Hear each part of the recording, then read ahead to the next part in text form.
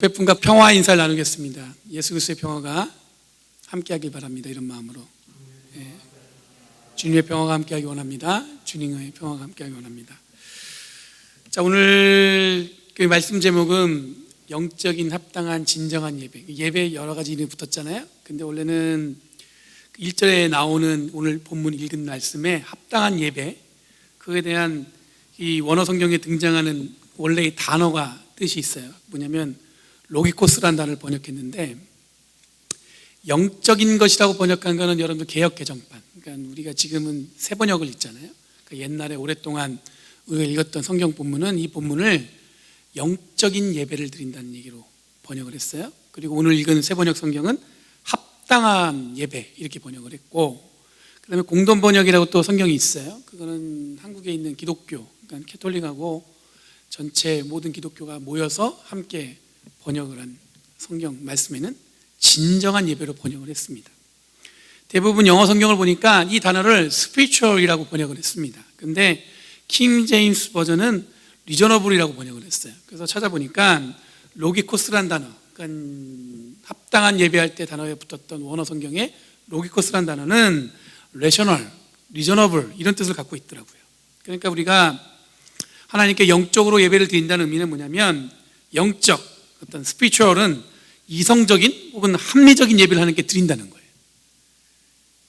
그게 단어 뜻이 이렇게 정확하게 와닿진 않죠. 어떻게 하나님께 예배를 이성적으로 합리적으로 예배를 드린단 말인가.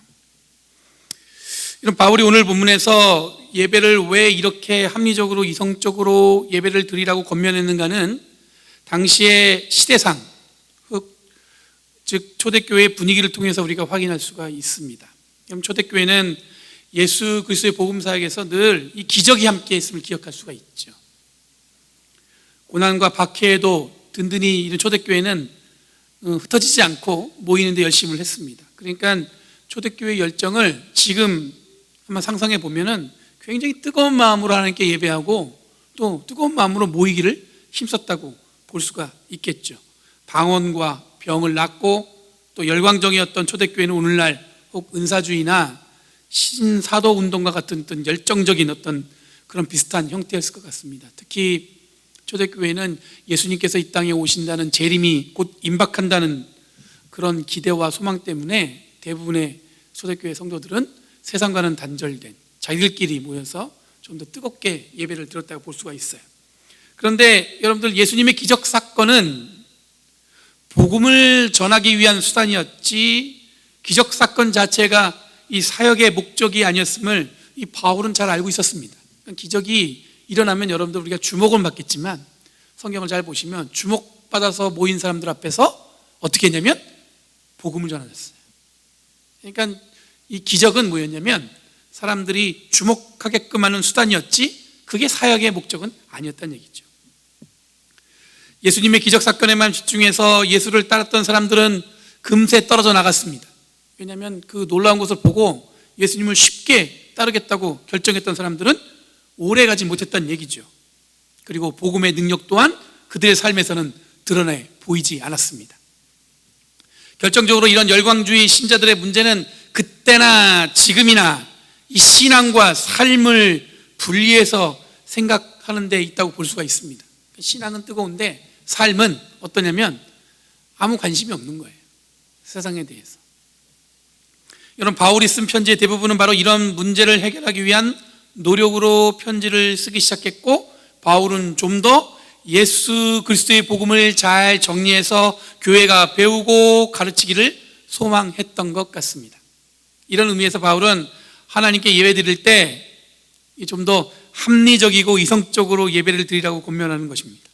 이 합리적인 예배의 바탕은 하나님께 자기 자신을 스스로 제물로 드리는, 그러니까 이건 무슨 얘기냐면 내가 스스로 하나님께 제물로 드리겠다는 마음이 있어야 된다는 얘기예요. 분위기에 휩쓸려 갖고 감정적으로 혹은 옆에서 친구가 한다니까 따라가는 식으로 그런 것이 아니라 스스로 단단히 고백하고 진심으로 하나님께 예배드리겠다는 고백을 통해서 또한 여러분 냉정한 판단과 정신을 통해서 하나님께 예배를 드리라는 거예요. 순간적인 감정 혹은 여러분들 분위기에 휩쓸려 갖고 나도 저 친구가 저렇게 하니까 나도 저렇게 해야지, 그게 아니라는 거예요. 2절에 바울은 진정한 예배, 합당한 예배, 영적인 예배를 드리기 위해서 필요한 것들을 이야기하고 있습니다. 첫 번째, 세상을 본받지 말라고 권면합니다. 여기서 본받지 말라는 말은 관성, 즉 세상이 다 그렇다고 해서 자기도 거기에 쓸려가며 사는 것, 그러지 말라는 거예요. 여러분들 버스 타고 가다 보면 여러분들 버스가 갑자기 브레이크를 딱 밟으면 어떻게 돼요? 몸이 앞으로 쓸려가잖아요. 대부분 우리가 어떻게 사냐면 관성, 그냥 이게 고민 없이 그냥 흘러간 대로 사는 거예요. 다시 말해 생각하지 않고 고민하지 않고 사는 삶을 살지 말라고 당부하고 있는 겁니다. 제가 예전에 2003년에 그리스 터키로 성지순례를 갔어요. 그래서 비행기를 그때 터키 항공 비행기를 타고 이렇게 가는데 뭐 한 8시간 거의 뭐 9시간 가까이 비행기를 타고 간 것 같아요. 근데 비행기를 쭉 타고 가다가 옆에 앉았던 전사님이 저한테 그러는 거예요. 전사님, 그때는 제가 목사 한 수밖에 전이었거든요. 전사님, 이 담요를 챙겨가면 새벽 예배 때 따뜻하게 예배를 드릴 수 있다고.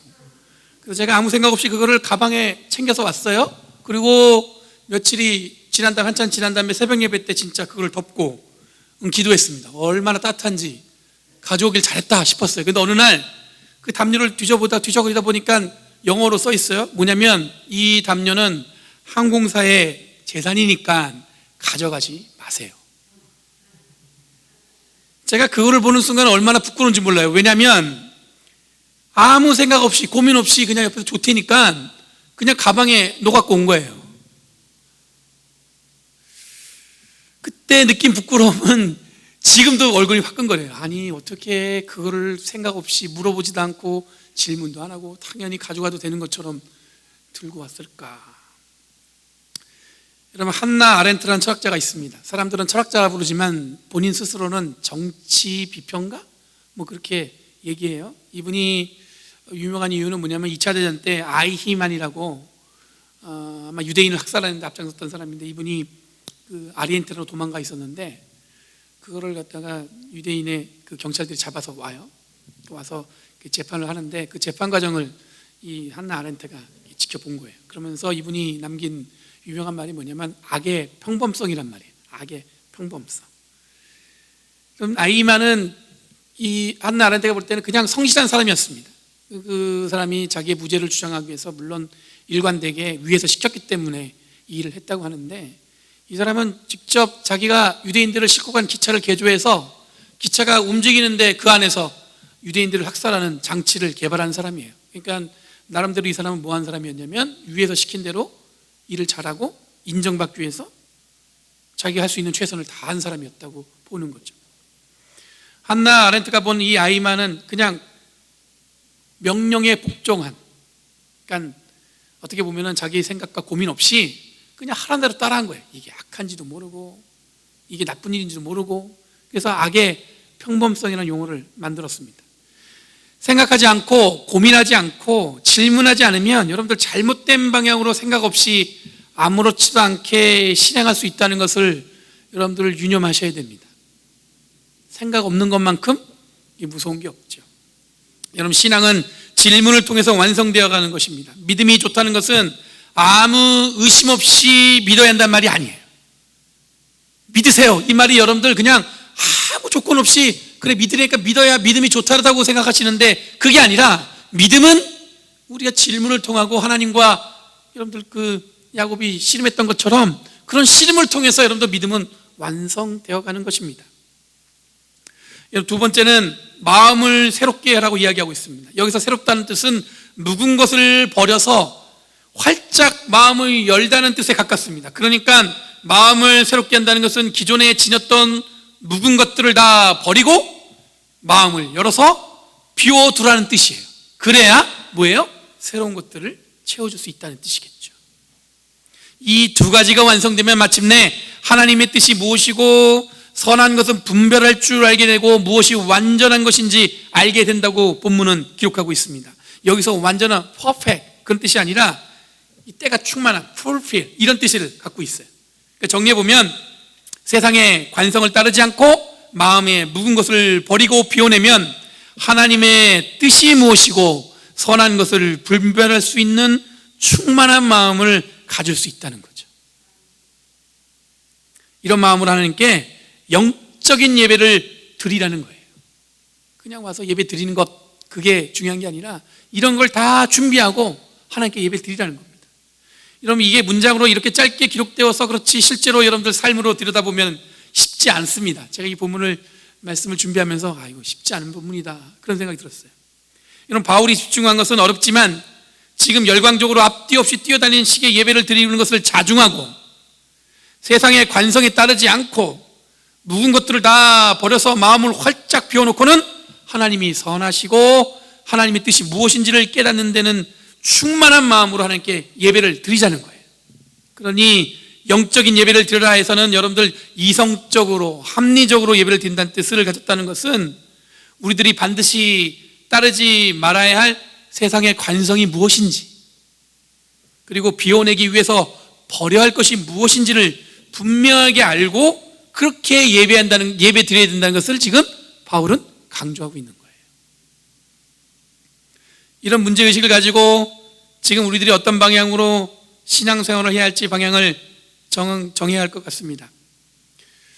이번 주 주일부터 월요일까지 제가 연회에서 한 10명 정도 목사님들이 교육을 받아요.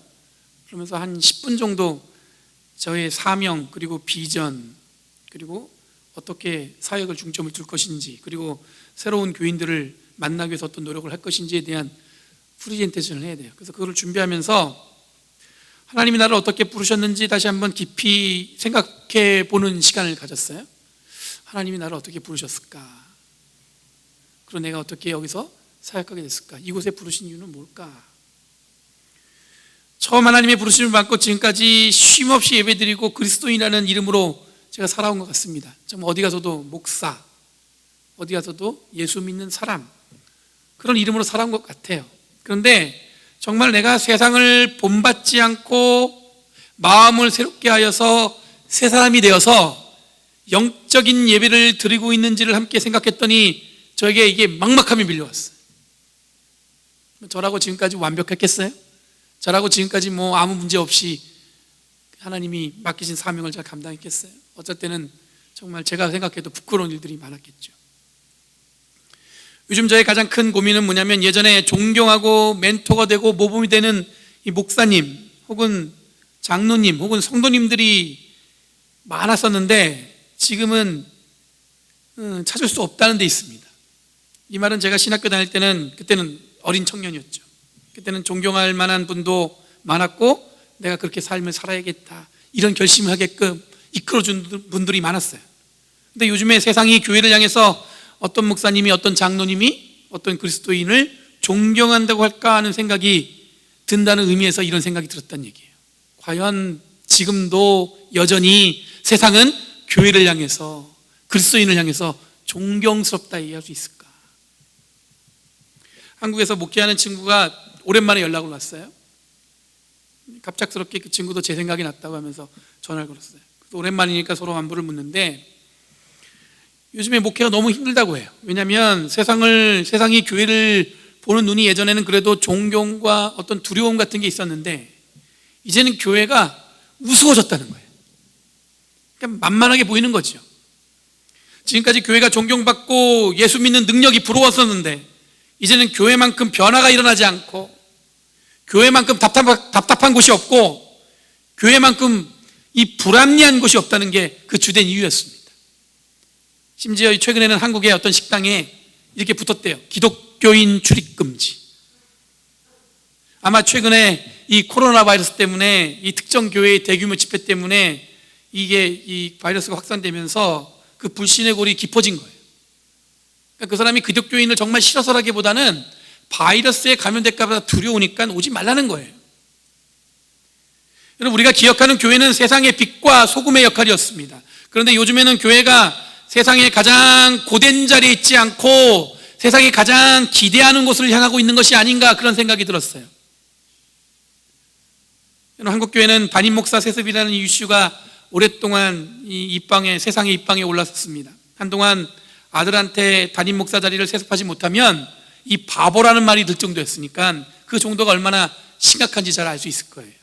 제가 미국에 오기로 결심한 어떤 결정적인 계기는 2011년이었는데 그때 한국 감리교회가 이 교권 이 경쟁 때문에 이 사회법에 막 고소가 남발하고 총회 때 이 갈등이 깊어지다 보니까 이 성찬을 하려고 준비했는데 서로 다투다 보니까 이 성찬상이 어떻게 돼요? 뒤집어진 거예요. 제가 그때 마음이 결심했어요. 내가 여길 떠나야겠다. 여러분, 로마 역사가인 마리셀리누스, 이름이 어려워요. 근데 그분이 한 얘기가 뭐냐면, 어떠한 사나운 들짐승도 기독교인이 서로 다툴 때처럼 잔인하지는 않았다, 이런 얘기를 남겼어요. 그런 이야기처럼 그 실감나는 상황을 직접 목격한 거예요. 여러분, 바울이 열광적인 교인들의 태도에 문제가 있음을 지적했다고 말씀드렸잖아요. 그 이유는 뭐냐면, 세상과의 삶, 즉 세상이 무엇이라고 하든 상관없이 자기 신앙을 든든히 보여주면 된다는 생각에 앞뒤 없이 그냥 아무 배려 없이 사는 것을 이 경계한다는 이유였습니다. 그럼 지난주에 한국 뉴스에서 가장 오랫동안 메인 뉴스에 걸린 내용, 아마 저 개인적으로 가장 충격적으로 와닿은 뉴스는 뭐였냐면, 코로나 바이러스를 검사받으라고 집에 찾아온 보건소 직원에게 교인인데, 분명히 교인이라고 적혀 있어요, 너도 걸려봐라 하면서 침을 뱉었다는 기사였습니다. 제가 그 기사를 보면서 제 마음에 감출 수 없는 탄식과 함께 무너졌어요. 어떻게 이럴 수 있을까?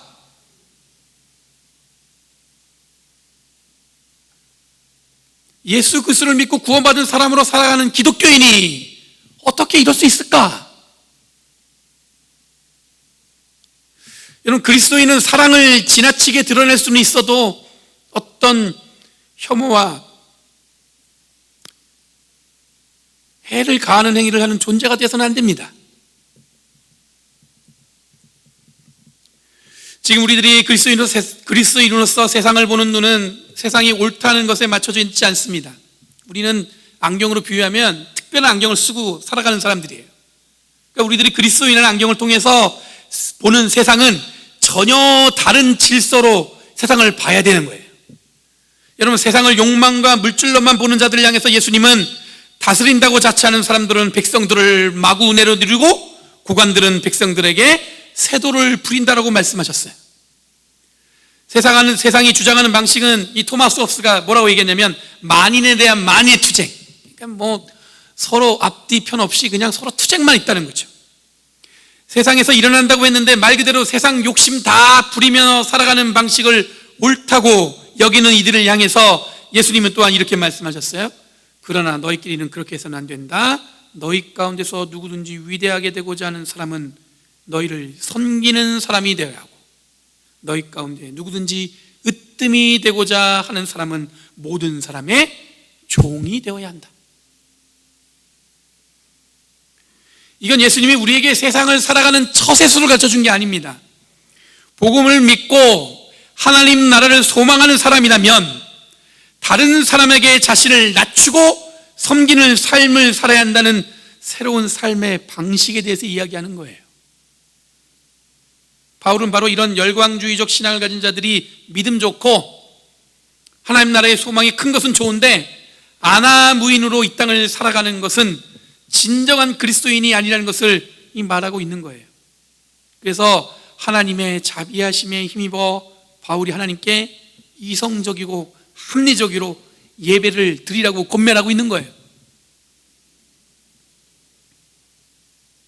그럼 기독교인이 된다는 것은 지금까지 옳다고 믿었던 관점에서 새로운 관점을 갖는 것을 의미합니다.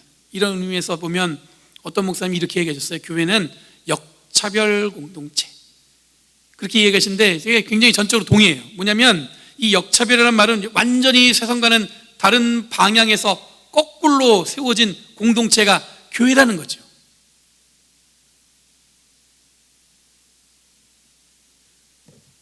사도 바울은 이것을 온몸으로 받아들였습니다. 그리고 고린도전서 15장에 보면 바울이 이렇게 고백해요. 그리고 또 우리는 무엇 때문에 시시각각으로 위험을 무릅쓰고 있습니까? 형제자매 여러분, 나는 감히 단언합니다. 나는 날마다 죽습니다. 이것은 우리 주 예수 그리스도께서 여러분에게 하신 그 일로 내가 여러분을 자랑스럽게 여기는 것만큼이나 확실한 것입니다. 여러분, 날마다 죽는다는 말은 날마다 죽음의 위협 앞에 있다는 말이기도 합니다. 죽을 사람처럼 고생하고 있다는 말이에요. 예수님을 만나지 않았다면 세상적으로 승승장구하는 삶을 살았을 바울인데, 이 바울이 예수님 만나서 날마다 죽을 만큼 고생스럽게 산다고 지금 고백하고 있는 거예요. 여러분, 이렇게 사는 게 교회 다니는 사람이에요. 교인의 살아가는 방법이 바로 여기에 있습니다. 이렇게 말씀드리면 약간 후회되지 않으세요? 아니, 교회 다니면 이렇게 고생해야 돼? 예, 고생해야 돼요. 고생해야 됩니다. 빌립보서 3장 7절 9절에 보면 바울이 더 명확하게 이 고생스러움이 왜 자기에게 기쁨이 되는지 설명하고 있어요. 그러나 나는 내게 이루었던 것은 무엇이든지 그리스도 때문에 해로운 것으로 여기게 되었습니다. 그뿐만 아니라 내 주 예수 그리스도를 아는 지식이 가장 고귀함으로 나는 그 밖에 모든 것을 해로 여깁니다. 나는 그리스도 때문에 모든 것을 잃었고 그 모든 것을 오물로 여깁니다. 나는 그리스도를 얻고 그리스도 안에 있는 사람으로 인정받으려고 합니다. 나는 율법에서 생기는 나 스스로의 의가 아니라 그리스도를 믿는 믿음으로 말미암아 오는 의, 곧 믿음의 근거하여 하나님에게서 오는 의를 얻으려고 합니다. 여러분, 고생스러움, 교회 다니는 다른 삶은 지금까지 살아온 삶의 기준이 바뀌었다는 의미예요. 그래서 자꾸 교회 밖에 있는 사람들이 저 사람들이 좀 다르구나 하면서 붙여준 이름이 뭐냐면 거룩하다는 이름이에요. 거룩하구나. 이렇게 거룩한 교회 성도들인데 오늘날 거룩한 교회와 성도들이 비난받고 있습니다. 이름도 개독교라는 표현부터 이 혐오적인 발언들이 우리를 가슴이 아프게 하잖아요.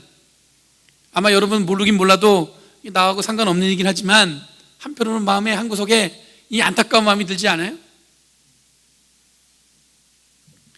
제가 지난주에 어떤 청년한테 들었는데 인턴으로 한 10명 정도 그 직장에 이렇게 왔대요. 그래서 이제 전도할 요량으로 자기를 돕고 이런 사람들 찾아서 했는데 그 10명 중에 기독교인이 한 명도 없다는 거예요. 그냥 스쳐가서 그냥 지나칠 수 있는 이야기인데 제가 그 얘기가 계속 마음에 맴돌았어요.